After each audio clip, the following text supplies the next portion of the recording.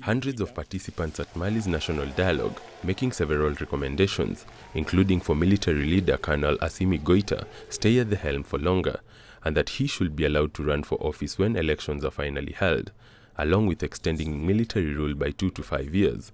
Other recommendations tackle the country's security crisis. The inter-Malian dialogue recommends opening doctrinal dialogue with the so-called jihadist armed groups and involving Malian scholars in defining the doctrinal corpus of debates with these groups.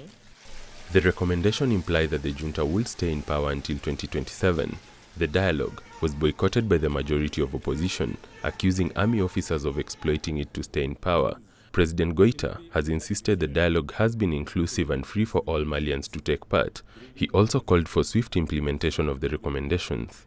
The aim of this dialogue was to diagnose the causes of intra-community and inter-community conflicts in order to draw up an architecture for lasting peace, stitch up the social fabric, and strengthen community life. The aim of this inter-Malian dialogue was to preserve national unity and territorial integrity.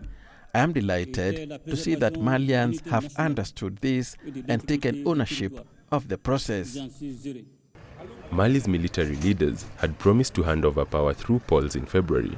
However, the elections were postponed indefinitely, with military citing a precarious security situation made worse by militant attacks. Muturi Kaibere, CGTN.